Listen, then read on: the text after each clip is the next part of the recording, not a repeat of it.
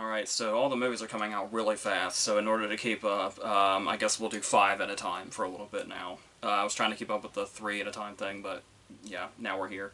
With these 5, there is a big movie in here, obviously, but I think I'm gonna save that for the end.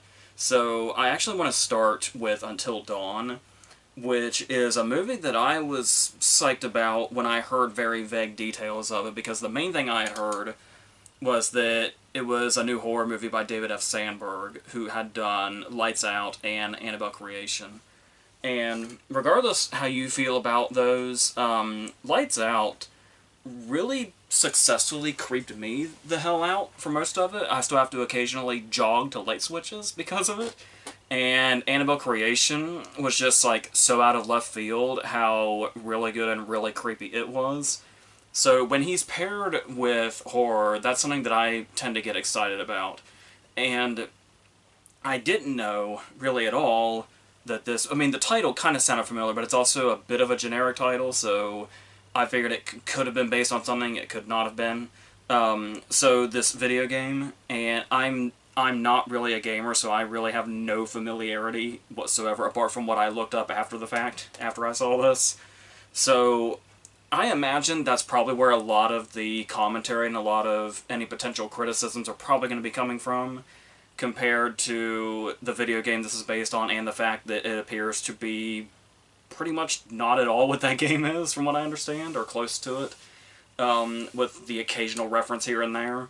So I'm completely basing everything I'm about to say on just, I went to a horror movie by a director that I really like with this genre, and this is what I came away from. I have no reference point outside of that. So just to keep that in mind, it does start, like, right away I already was feeling confident about, like, on a visual level, where this is going to be coming from with that hourglass shot that kind of dissolves into the road at the very beginning. It's like, already it's like, okay, I feel good about this, and I feel good that he's still got it in regards to horror after he went off on the whole Shazam thing. So, which, you know, the less said about that, the better, I suppose, even though that first one is still pretty good, but yeah, we know how the second one went. But that kind of felt like a whole... maybe a studio thing. Just a whole bunch of things went wrong on that, so it didn't make me say, oh, whatever he does now is gonna suck. It was definitely a, I want to see him come back to this, and that's where I was coming in. And so after our opening scene, that really sets the tone, but also sets up the sort of mystery of what the concept exactly is. We have our main batch of characters, and we're going through all the motions here where they're young, they're on some kind of trip looking for one of the characters' sister, and they get to the creepy gas station, and they do all the stuff. There's, like, missing persons posters, like, all these sort of classic, like, start of a horror movie vibes. And they could be considered, you know, super cliche, but right away you get the sense that that's kind of the idea. Like, the whole point is that the setup here is, well, like, this sort of cabin in the woods sort of awareness of it. Especially with Peter Stormare playing the gas station attendant, who may or may not be more than he seems. And it just had this very sort of classic feel to it that didn't feel like, oh, we're just doing cliches. And just right away I felt like that vibe was working for whatever they were setting up, because clearly some sort of high concept thing is about to happen, whatever that may be, based on the line at the beginning of the movie. So, and then there's the concept of, like, the rain wall, where the rain starts and stops. Like, everything here is just, like, so mysterious and intriguing. And then all hell breaks loose pretty quickly, and we get some, even, you know, by general horror movie standards, I was kind of surprised how graphic a lot of the kills are. I mean, I know we're in, like, you know, the world of Terrifier now and stuff like that, where stuff like this is practically child's play. The expression, not the movie. And it's... You would expect this, but still, it was, I guess the creativity of it, and the fact that there's, like, all kinds of different threats in means of death, like body horrors thrown in, there's, like, slashing going on, there's exploding bodies, and it's, like, all of that, and it just felt like this sort of perfect sort of horror movie blender of all the things that make, like, the classic movies of this genre. Like, you feel like a sense of love for the classics of the different subgenres of horror kind of coming together here. But with that said, it does feel like that feeling is setting up more than what ultimately happens. Because we do set up the time loop plot, which I do like. I liked kind of figuring that out because based on the opening scene, we had a character that seemed to be aware of what was happening to them. And here, like, it took a while for me to figure out, like, so are they in on this? Like, do they know this is going to be what's going on, the time loop thing? And then we gradually figure out that we're starting it their first time, so we're going into it as they're going into it, and then they figure it out. And maybe it would have been better if it was like it had happened the first time around, and it's like, oh no, we actually don't know how long we've been doing this. But that would have been cool. But at the same time, it does kind of figure into the storyline of how there's only so many times you can do this. So, but I'm still fine with how it sort of revealed itself, in a sense. But yeah, despite that, and despite this really promising setup and all the different things they introduce, it is one of those things where by the time you reach, like, the hour mark or maybe a little before, it does start to get repetitive, but not in the way it's kind of intended, because obviously it's intended to be repetitive in a sense.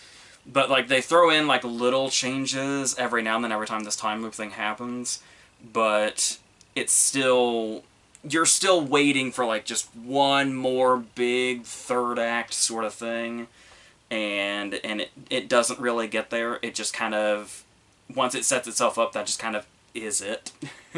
and if you're into that, it'll be fine, but if you're expecting, like, just sort of one more final creative spin on what's going on here, it does kind of feel like it just kind of flutters away, the movie itself.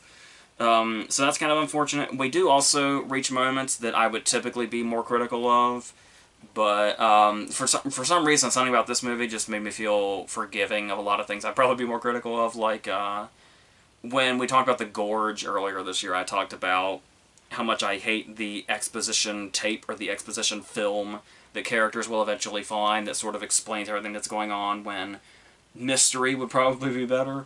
But it does feel more like, when you think about it having a video game feel, where even if it doesn't maybe feel like its own video game that it's based on, it does feel like a video game with its concept. So when they, like, find, like, this film or whatever that sort of tries to explain what's going on and what some of the creatures are, it does feel appropriate in the sense of it feels like a video game cutscene or something that would explain something. So it feels like it's in line with the rest of the feel of what's going on here and the video game feel of it. So that I didn't mind as much as I did in something like The Gorge, which would have been much better without more shrouded in mystery of what was going on. So I guess another criticism you can throw at this is that it is one of those movies that is very visually dark. We had, like, a kind of a whole era there in the 2000s where, like, everything was so dark. 2010s kind of carried it over also. And it did kind of feel like we were back in that era a little bit. And that's one of those things where, like, you're not so nostalgic for it. But it does... I mean, you can tell, for the most part, like, everything that's going on, like, it's not that bad, but it's enough to be a little noticeable. And I know, just based on the title alone, it's like, yeah, of course it's going to be in the dark. But you can do in the dark and still have it, you know, shot very well and clearly. We've talked about that with a number of movies recently, have been able to pull that off. So, yeah, I had fun with this, for the most part. Like I said, I'm coming from a place that has no idea of what it's supposed to be based on, or what it's supposed to be like.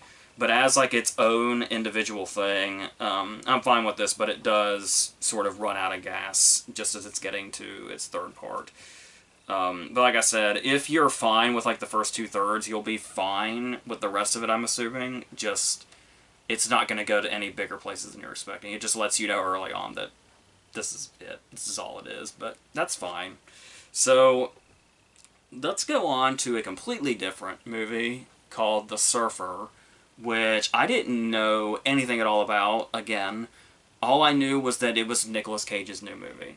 And since he puts out several at a time, it's like, well, that's all I really need to know. I'll just check it out regardless because it's Cage. One of my favorite things to do on this channel is talk about Nicolas Cage movies, and we've done that countless times.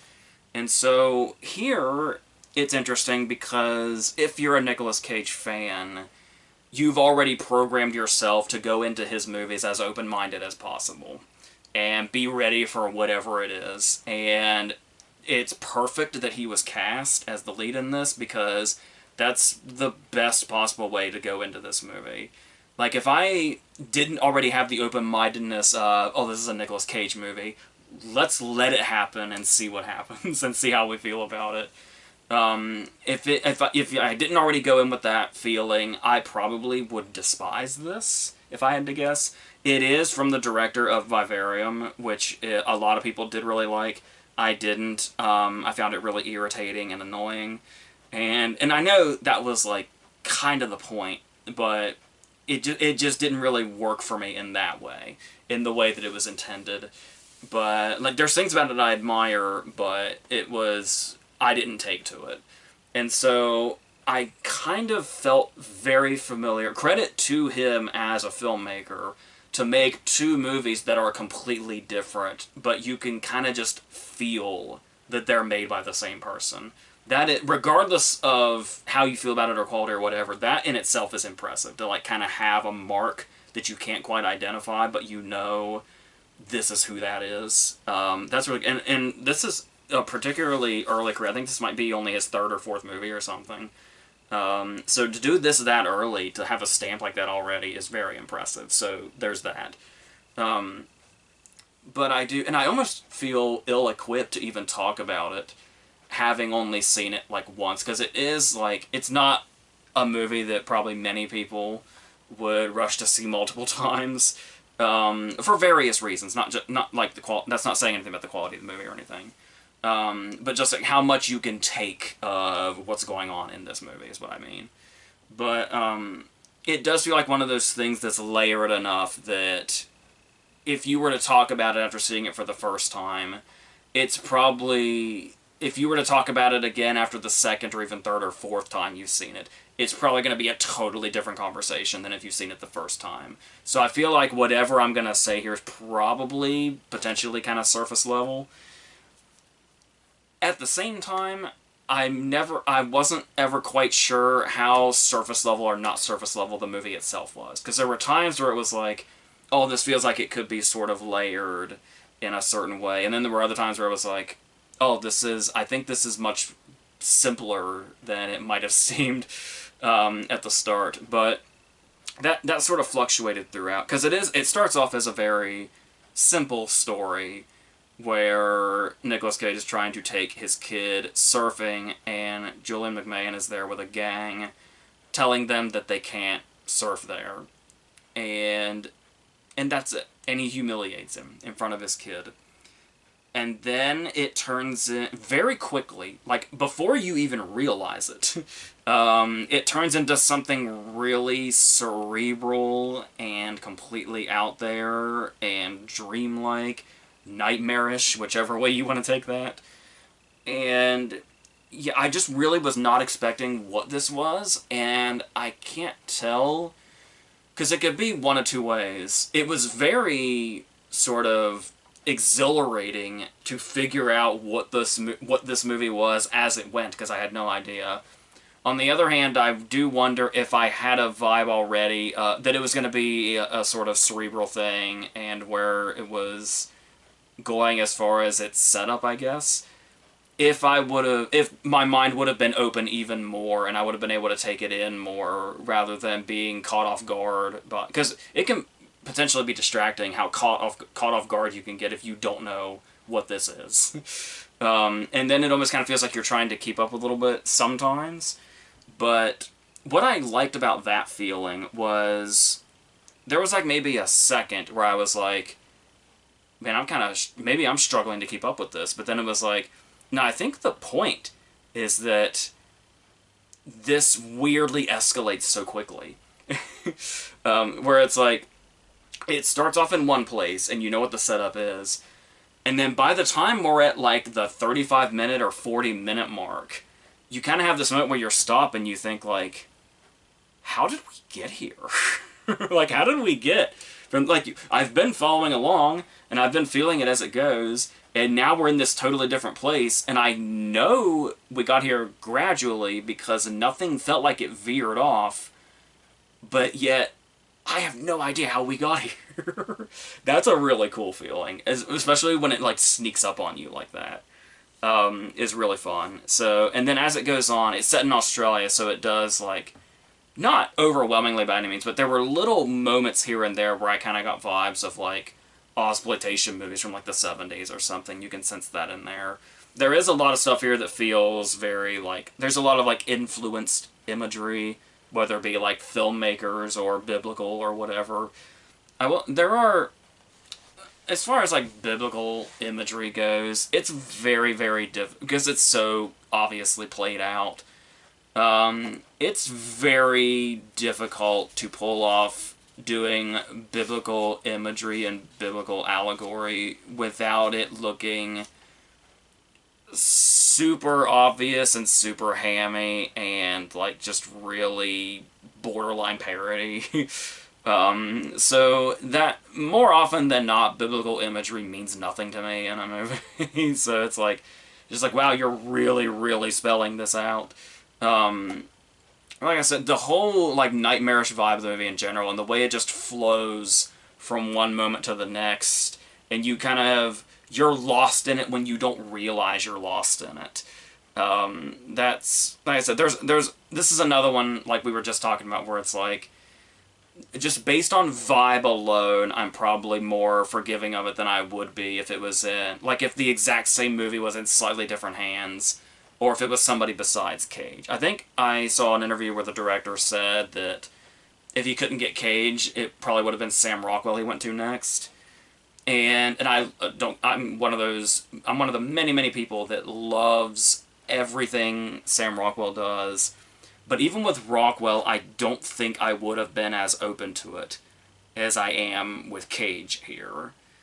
Because there's just something, because there's also things you expect of Cage that he's willing to give in every performance. But the other great thing about Cage is that he does so many things where you never know what his next move is going to be, or you never know what his next reaction, his next emotion. You just really never know what's coming. And this is a movie that, like, really saw the value in that and used that to the degree as much as it could. That goes a really, really long way with this. Like I said, I probably would have really checked out of this if it wasn't for Cage, despite the fact that I find the director quite impressive in himself. But, yeah, and there's even an interesting moment in the middle. I don't want to say too much, but it's, like, right in the middle of the movie. When I was talking about, like, with biblical imagery, I was talking about how it can be, like, seem, like, really obvious and blatant, and really hitting you over the head with what it's trying to say. Once you kind of reach the halfway mark, it seems like you could very easily draw a conclusion of, for the most part, what's happening. Maybe in a vague sense, but you get an idea of what you think is probably happening. And then there's just a moment, like, right in the middle of the movie, where the movie basically, in so many words, stops and says, I know what you're thinking, and it's not that. It's like the movie basically stops to tell you, yes, I know what you're thinking, I know how obvious this looks, but it's actually it's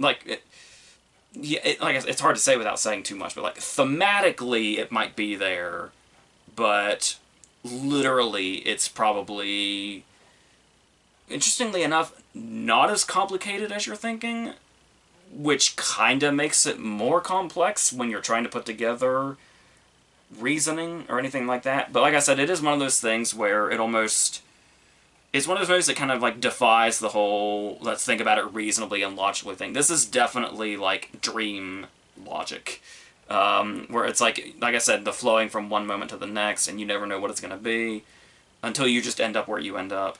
It kind of threw me off how eventually kind of literal it gets, and it almost like starts to abandon the dreamlike concept. I really didn't know how to take that. Like I said, that could be something I would see in a totally different way if I saw it like multiple times. But on that, when I talked about it would be a difficult movie to see, multiple times, it is like it's a thrilling movie and it's a thought-provoking movie. But yes, like I was talking about with Vivarium, it also has those moments where it's like irritating and infuriating, and then it can be like grungy and disgusting a lot. And in that sense where it's like, and these are things where, given the context, they are compliments or criticisms. You could take them either way. And like I said, if I wasn't, invested so much in Cage, I probably would have seen all of those things I just said as negatives. But because Cage can take us along and take us into a world that we've opened our minds to, it's to be sucked into that, and like the grungier it feels and the more infuriating it feels, almost makes you feel you can identify it as like your investment in it rather than something making you check out of it, which would be sort of the typical response to it. Would probably be my response, like I said, in a lot of cases. But yeah, so I don't know if any of that made sense, but that's pretty much exactly what you say coming out of this movie, so I feel like that makes sense to come out of it saying. So I think that's where I'm going to leave that. And we'll go on to... I'm not sure which one I want to do next. We'll go on to The Luckiest Man in America next, which is a movie I only recently learned about within the last month or so, and all I know is it was a movie about a game show scandal, which I wasn't aware of until I looked into it, with Press Your Luck specifically, and the fact that the lead character was played by Paul Walter Hauser. And it's like, something set in the game show world, and a game show scandal especially, is already something that's like, something really intriguing, something you kind of immediately want to see. So that alone is a great selling point, but really even more so, if you put Paul Walter Hauser in any movie, let alone at the front of any movie, I'm going to be there, like, without question. Like, you don't even have to tell me anything else. If you just tell me that Paul Walter Hauser is the star of it, I'm going to be there. Because he continues to be one of the most interesting and exciting and diverse actors working right now. And just seems like a good dude all around, a very interesting dude all around. And so just everything, like, he's like a blessing to, like, modern day movies. So just anything, that especially that he's like the poster for, already I'm here. And what's really interesting about this story is they do set up with the text at the beginning that it's, it's a true story, but things will be dramatized and things will be changed. And it's like, that's basically any true story movie ever. So there's always going to be that question of what's real and what isn't. And so I typically with movies like this, I try to put it out of my head that, it comes from a real place, but there's probably going to be so much dramatization typically that I'll just separate it as a movie and go from there. So if there's anything that's like maybe wrong about like the tone or something that they go for, or the portrayal of any particular character, I'm just going to take it as a movie. And what's really interesting approaching it like that is when this starts and we meet his character and he's auditioning to be on Press Your Luck, and we're not entirely sure what's going on here and what's going on with him at the start, especially if you've never looked like deep into what's going on here in the true story. If you just know like the vague details of the scandal itself. But him as the dude, the guy, when he's here auditioning and things are revealed about him as we go, what's really intriguing is that you can't really tell if this is the beginning of a comedy, or like maybe an inspirational drama, or it could be a thriller. And the way the vibe and the tone is really ambiguous, it feels like at the start here. I really love that. And that's another great thing about casting Paul Hauser is he's capable of it being a comedy or a thriller or an inspirational drama or whatever it may end up being. And so that's really fun to kind of wonder right away which tone we're going with and which direction we're going with, and seeing where it ends up from there. Because we know, like in vague details, where the story ends up. But the vibe and how the behind the scenes of that are going to be treated, and how the movie is going to portray him specifically.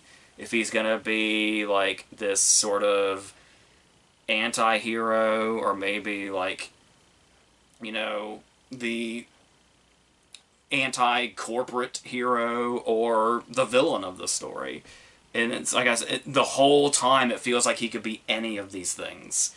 And so, and even in these moments where it's like we're not even sure we're gauging when he's performing, or who he's performing for. Like these moments when, there's one moment early on when I think Walton Goggins or somebody says something, and he like laughs in that way you're like supposed to laugh when somebody says a joke like that, and then he just goes right back into his serious face, and it's like you can't tell if he's just nervous, if there's something maybe mentally off about him, or if it just shows the fake nature of the environment. Because that's another thing about the environment itself is when you imagine it set in this, game show world on TV and in lights, you're picturing something like really bright and glamorous and stuff like that, but like the whole movie, the vibe is like really, I know it's very unglamorous, but it's also, it's like everything in this environment has this sort of antagonism towards him from the beginning. Like, Goggins' character is kind of a dick, and the other contestants are kind of, like I said, there's almost an antagonism that goes almost beyond the game. He does kind of become more friendly with Brian Garrity's character as it goes. But like, and everything from like the higher ups, and even just the people working around the set, just everything feels like he's somebody that's not supposed to be here. And that setting the vibe of like that sort of isolation puts it in such an interesting place, because like I said, I guess if there's one thing you could criticize the movie for that some people might consider a feature as opposed to a bug, is the fact that we're never really sure of how we feel about him, I don't think. Because I don't think the movie is ever completely sure how to feel about him. Like, it feels very sort of distanced from him, like it's less like the movie's taking a stance on him and just sort of observing him.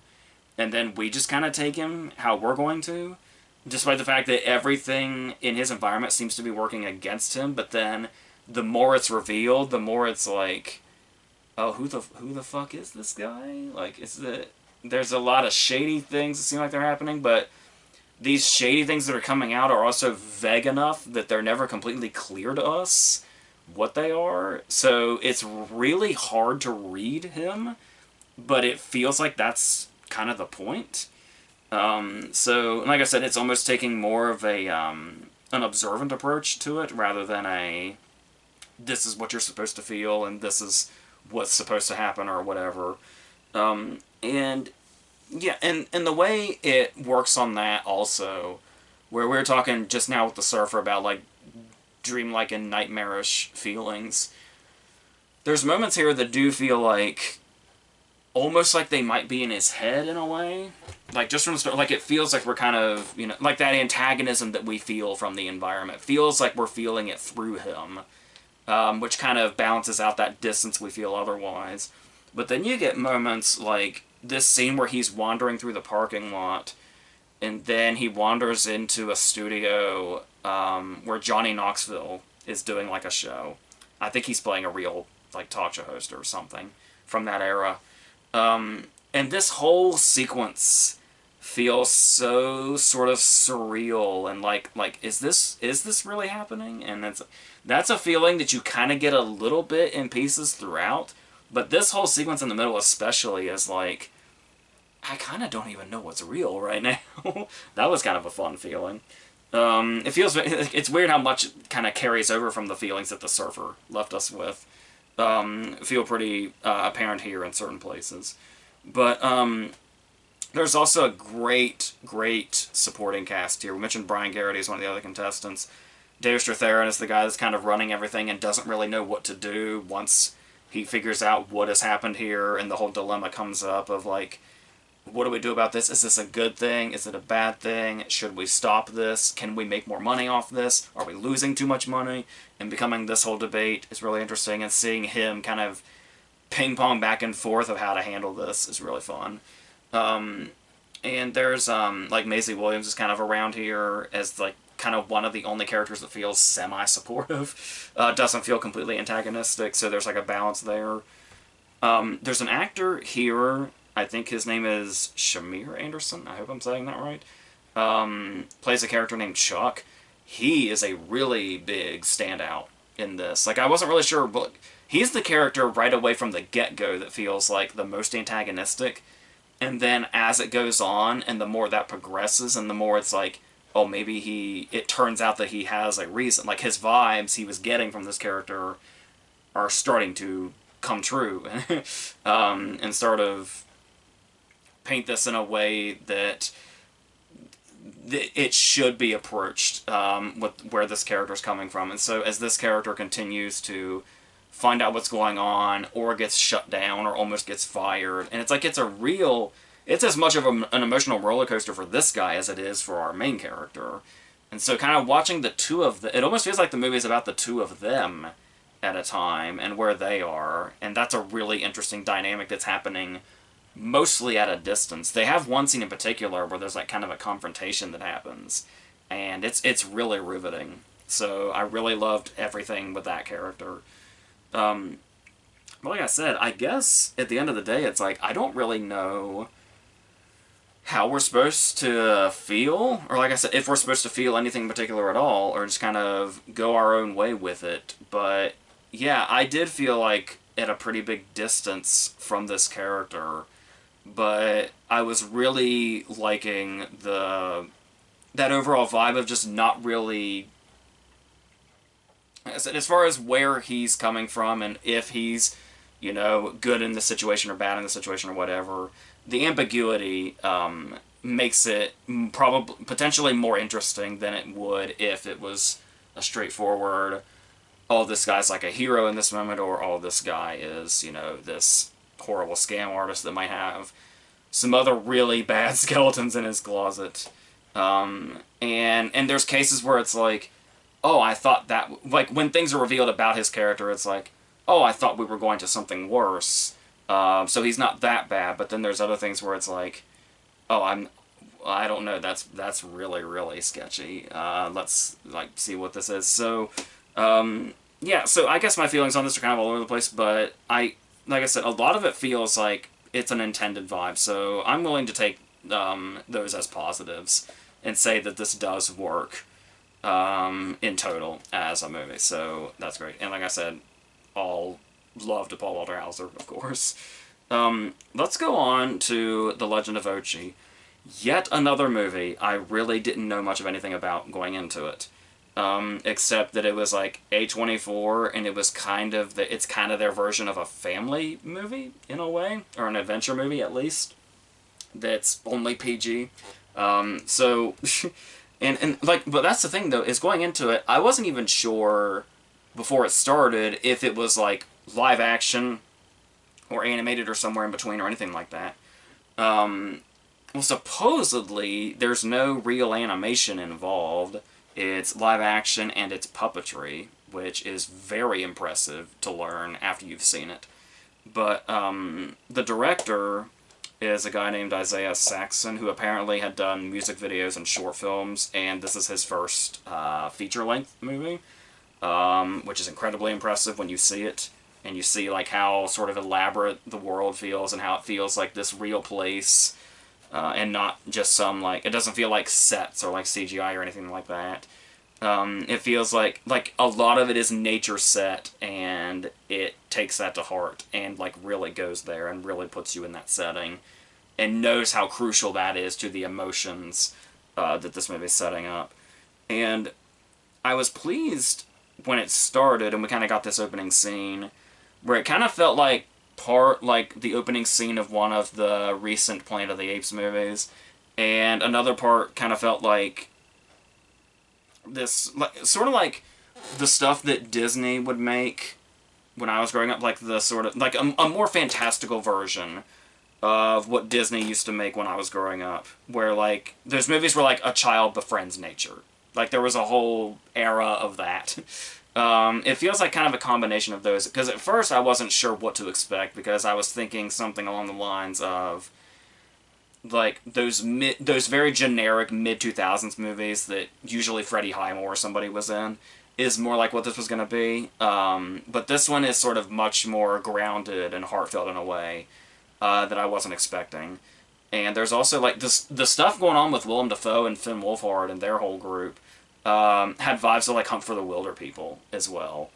So this is all sort of like winning combinations happening, and it comes together in a really nice way. So when you look at this movie that's about, you know, a child befriending nature and typically some sort of animal or creature or whatever it may be, we do have this species, Ochi, and this particular one that the main girl, who is Helena Zengel, who we saw in News of the World, it's like as soon as I saw her, I was like, I know who that is, and then in the opening credits it was like, yes, I remember News of the World now. And so she rescues this thing and decides she's going to take it back to its family, despite the fact that her father, Willem Dafoe, has a grudge against the species and is hell-bent on his army of I don't want to say child soldiers, but child hunters, I guess, are out to basically annihilate the species, and there's like this sort of star-crossed thing going on. So, if this is your setup, basically your very first job is to make you invested in the creature. So, like, if it was going to be some horrific design or something like that, or something really generic or uninspired, it was probably going to... It would be a very much an uphill battle to get us to care about anything that's going on here. And it just so happens, shortly after we've met this creature and we see it rescued, and we see, like, their first interaction, at least my first thought was, oh, I would die for this creature. It's like just immediately they put that investment in. And I think what really works especially is that this creature is adorable without being too cutesy. That's a problem, I think, with a lot of stuff like this, where they try way too hard to be too cutesy with it, and it becomes repulsive in its own way. But it was just like the right amount of groundedness with the way it interacts, particularly with her and when they really start communicating. And there was just this genuineness in it that really made you invested in. I really, really hope her getting this creature back to its family is the outcome. Like, it really gets you invested in that. And that's where we need to be with something like this. And like I said, learning that this is apparently puppetry with, like, I was hearing, like, no CGI. In that sense, I'm really curious how the face would work, like, how the mouth moves and stuff like that. I'm not really sure. But it is, like, there's such insane shit you can do with puppetry that you would never, like, imagine is possible. I feel like there's so many times where I've watched a movie and I learned that something's a puppet, and I just can't even wrap my head around it. And the fact that we're going back to that, in a time where, like, so many movies feel so artificial, this is probably going to be really good. Probably all the reviews are saying this, but I'll add to it. This is... Yeah, that they're still making stuff like this, or attempting to make stuff like this, is very... It's what we need at this time, when stuff like this feels so artificial nowadays. And Also, the score is something that I feel like really stands out in this also in a big way. I forgot to mention the music was a really great part of The Surfer as well. But here especially, here it could probably seem like it's a lot in certain places, but I don't know. I feel like for the, especially with having kind of minimal dialogue between them, and the way we go back and forth between the characters that are more conversational with each other versus her and the creature, which is not so much the case, obviously. To kind of have those moments in there with the music is another thing that feels like it could have been overbearing, and some people might find it overbearing. I kind of didn't. I feel like it was doing its job quite well. So that didn't really, that I feel like added to the atmosphere in this perfect way. So there's also, and talking about the two of them being able to communicate, and this is something that could have gone a number of ways, but I guess I'll just say everything after he bites her on the arm was the right way to go as far as how these two characters communicate. Like this, that could have really gone a number of ways, but to give them a communication that still feels quite minimal, but it doesn't feel like, but you get the sense that there's a real connection and a real, like, just even with, like I said, like a couple of subtitled words, you still feel all the emotion between the two of them. And that's something that I feel like also really helps with the emotional factor, because the emotion is really driving the story, which is another thing that a worse movie would have not honed in on. They would have, surface level or attempted to look like they were, emotionally driven, but it wouldn't come through the way that this actually does, which is great. So, and that's also when you bring in Emily Watson's character also, and the directions they go with that, and her relationship with Willem Dafoe, and how there's a poignancy to it despite the sort of very antagonistic nature between the two of them for reasons that we have learned about as we have gone on. And I was worried at first, the way they set up Emily Watson, that she wasn't going to be in it very much. Like, it was going to be one of those things where she had, like, one scene or whatever. So I loved how they used all of these characters. Like, there isn't really a character that feels wasted. Finn Wolfhard is kind of... It feels like his character should be more crucial than he ends up being. But I didn't really... Like I was saying, though, all the dynamics are here enough and everybody serves their purpose enough that I never came away from it feeling like anybody was, like, wasted or anything like that. So... And that eventually brings us to a pretty powerful ending, also. So, yeah. So and it's nice and short too. It's like an hour and a half. So, I was really surprised by this. I probably shouldn't have been, but I actually was. So, like the investment and liking the characters just as much as the adorable creature, and that emotional investment of wanting things to turn out a certain way, like badly, and like having that investment in it is a really good feeling. And like I said, just the fact that it feels like everything's really there, whether it be the creature itself or the settings or anything like that, just like so much care was put into everything, and it's crazy that you have to single that out to compliment, because we're at such a time now where it's like, that's rare. It's rare to feel like everybody that made this cared. But that's where we are. So, I think that's a pretty decent segue into Thunderbolts. Now, typically, yeah, when the big movie comes out, especially if it's a big Marvel movie, we'd open the video with that. We'd do it first. We'd do the whole thing, and then we'd go on to, oh, by the way, these are the other things that came out. I guess I wanted to do this last, almost in an attempt to sort of bury this review a little bit, because I don't want to be that guy. Everybody's having a great time now that this movie's out. Everybody's, unanimously singing praise. Everybody's, moved, and they're excited. And I don't want to be that guy that rains on the parade. I really, really don't. And you had those people from the get-go that were like people that kind of hated on Marvel just sort of for the sake of it, for it being the popular thing. There were obviously genuine criticisms in there, but there were also those people that were like, just doing it to do it. Just doing it for the reaction. So, I don't want to come off like that guy, and I don't want to be the guy that rains on the parade. So it's like, if this movie, like, meant a lot to you, I don't want to have this conversation, because I don't want to, like, bum anybody out. So I'm just kind of putting this on the end, because I didn't take to this as much as everybody else seems to have. So, and that's the thing, is I've been a downer on Marvel a lot lately. I was, like, super, super invested. You'll find so much praise on this channel of the whole MCU, pretty much up to No Way Home. I was just completely in it from the get-go. From, you know, seeing the first Iron Man in theaters, and then everything that followed.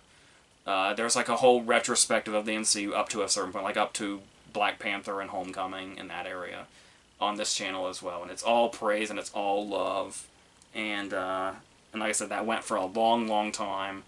And then after No Way Home, and the shows really started to take over, and the movies got of lesser quality, I started really, really checking out. And I know that's the case for a lot of people, so this movie has been built up as, like, the sort of start of a comeback for the MCU, because we got stuff like, you know, Fantastic Four coming, and the Doomsday stuff, all of that, and we're setting all of that up, and there's all these characters that people really care about, and they're set up as, like, really human here.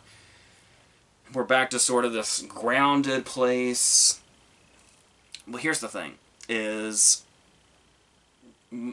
well, okay, to start from the beginning, what I will say is, there's stuff here that I was looking forward to, like, the fact that we've been teased about this Julia Louis-Dreyfus character for a while now, and to kind of see her, maybe she's, I lost track of the shows, maybe she's prominent in one of those, but this is the first time that I'm seeing, as far as I know, that, like, she's finally got, like, a prominent place in the story of what exactly it is that she's doing here, and her little moments popping up in the MCU up to this point were essentially a setup to what's happening here. To my understanding, as far as what I vaguely remember about where I left off on the shows, like there was the end of Black Widow, and then there was, like, the end of the Falcon and the Winter Soldier. I know Black Widow was a movie, but it's all in this place, and that's about as far as I got. So, and there is, I know a lot of people are also concerned about getting caught up and, like, knowing what's going on if you haven't watched the shows or you don't remember the shows. Well, there is a lot of, like, comedic recap of what's going on here, and it's kind of disguised as, like, subverting the whole exposition thing, but it's still exposition, just with, like, comedic tones. And that's what it is. Like, I know, there was the moment in, was it Infinity War, where, Thor and, Star-Lord were comparing, like, tragic backstories. It's like, that was, like, catching us up, but also being this comedic moment. It's a lot of that. Like, that one scene in Infinity War happens over and over and over and over and over again in this, just to make sure everybody's caught up. And so that happens, and you have Lewis Pullman here as Bob, and you will learn very quickly that his name is Bob because it is said about 50 times, and that becomes a running joke, to the point that we've reached that MCU joke where it's like, as far as, like, the comedy goes, it's something happens, somebody comments on that thing happening, and then somebody comments on the person's comment of what just happened. That feels like a lot of the dialogue in this as well. And it's usually somebody telling somebody to stop doing something. Where it's like when Bob introduces himself, like, 5 times for some reason, like he's fucking 10-Second Tom, and I think it's Walker that says, you know, stop saying Bob. And it's like, that's the comedy. That or David Harbour just screaming. And so, I do get it when people were going crazy and saying, like, oh, this is, like, the characters are so human, there's so much character development, and that was, like, the big appeal when the reviews for this movie started coming out. And it's, like, because they get backstories, and you feel them, and it goes into mental health and stuff like that. But it's, like, a lot of the humanity, I feel like, is just, you know, talking about those tragic backstories that we know. And basically characters, like, comparing how much more their life has sucked than the others. And it's... And there's so many characters there that they're basically... Instead of us being able to feel it when these happen, it feels like we're interrupted by the characters just commenting. Like, that's what, like I said, this is what so much of the dialogue is in many of these. It's just characters commenting on the things that we're watching before we have time to feel anything. And so the question came up when this started getting really positive reviews was, is it genuinely good, or is this where the Marvel bar is right now in regards to this? And I feel like, because like I said, I was there. From the first Iron Man to No Way Home, I was in there. And that feeling, that high, is real. So when people come out of this and they're very passionate and they're just very happy about it, it's everything they wanted it to be, I'm not saying those people are wrong or that they're, like, faking their emotions or anything, or they're overhyping or anything like that. What I'm saying is I just don't think I'm there anymore. So to me, it all feels very hollow. So, I'm just sort of checked out of this world, I guess. And those people that are still checked in, I don't doubt what they're feeling is real. So that's great for them, and I don't want to take anything away from them. But I just felt really empty throughout this. And, like, everything felt very sort of surface level. And the whole idea of approaching the movie, I really don't want this to sound as cynical as it might. The marketing approach, where it was, like, doing all the indie cred, and, like, talking about their the cast's indie movies, and how many Oscar nominees we have in it now. And it's... And the fact that it was really focusing on, like, mental health and the reality the characters are in and stuff like that. And it's like, after seeing the movie, that just feels like a very successful marketing campaign to me. I didn't feel any of that genuinely during this. And it really bums me out. I really wanted to. But like I said, I think just maybe the world in general, I'm just sort of checked out of it at this point. So that's really unfortunate. Like I said, I really wanted to kind of be back on board and get back into the whole thing, because it was really exciting at the time. Every movie coming out felt like this massive event. But I might have just moved on, is what's happened here. So yeah, so it's my soul that's dead. I'm not trying to bring down fans or anything like that. It's also, we're at a place now, this kind of always happened with Marvel to a certain degree, but I'm also especially at a place now to where as soon as an action scene starts, my mind just goes somewhere else. Like, it just doesn't mean much of anything. There was, that first one, when Bucky first comes in, is kind of a cool scene, but everything else, I could not tell you any detail about any action scene in this. It just all sort of blurs together and goes from one moment to the next, and so on. And another problem that I kind of have, that's actually kind of genuinely annoying to me, is one thing that the MCU has especially been criticized of is not letting its bigger moments breathe, or let its heavier moments breathe, because we always got to get that comedy that's for nobody in. It's like, I was talking about this with the newest Captain America, which I was just totally indifferent to. Like, I didn't hate it or anything. I was just I had a very vacant response to it.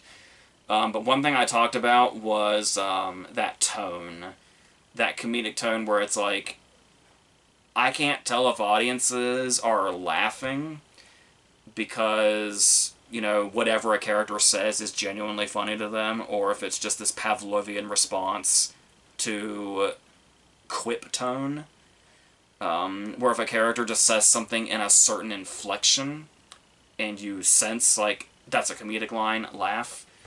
I'm not saying, like, that's what people do, like, every single time, but it's where I'm at to where that's what it feels like to me. So, this big reveal of who Louis Pullman's character becomes, it's like this really big thing. They're introducing the big villain. He's supposed to be like one of the most like powerful villains ever or something. And he's got a new look. He's got like long blonde hair now when it was dark before. And after this big introduction, just immediately it's quipping time. It's like, oh, you have blonde hair now. What's up with that? And then there's a scene right after that where he and Julia Louis-Dreyfus are going on and on and on and on about the hair. And it's... I get, like, here's the thing. I was talking about the criticisms the MCU used to get, and it's like, when you're really invested and you're really checked into that world, it's really annoying to hear that shit. And you feel like those people are just here to kill the party. But it's like, I'm kind of at a point now to where it's like, I want the fans to be the fans. But those critics, I get it. Like, I understand, yeah. So, this is just where I am. Like I said, it was just really... And they kind of do... They try to do, like, these big, shocking moments. Like, there's a character at the beginning that has, like, a fate, like, whether it be the Ayer Suicide Squad or the James Gunn Suicide Squad, both of them went for that same approach of... one obviously did it significantly better, but that approach of, oh, you thought this was going to be a main character. Well, yeah. I didn't. I felt nothing about that. So there's that.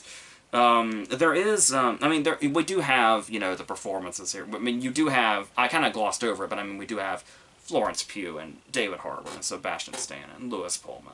And it's like, these are people that are, you know, where they are for a reason. Wyatt Russell. And they are, you know, bringing real performances to this. So there is that, especially Pullman.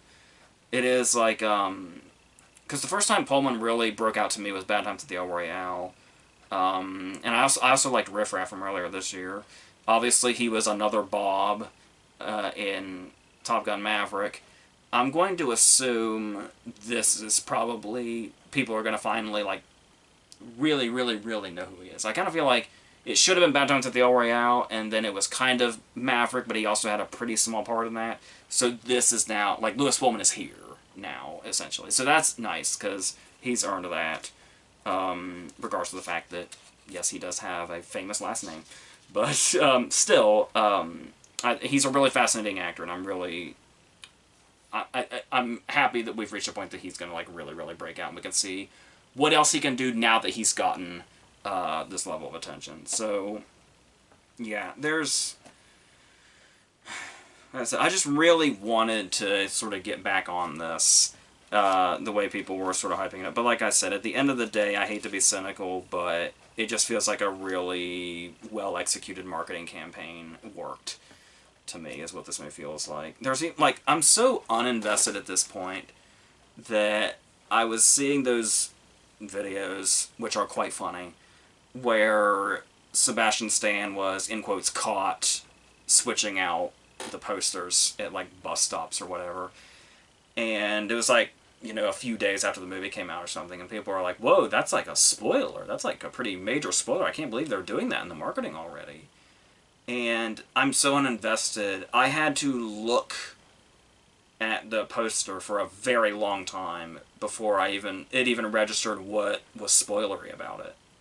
And it's like, oh yeah, I guess that's something they're not marketing. But like I said, I don't know if that's like a comic thing that's like a really big deal, where it's like the asterisk that everybody's been like, oh, what does it mean? What does it mean? What does it mean? No, great, another marketing again. And apparently it was setting up this reveal of sorts.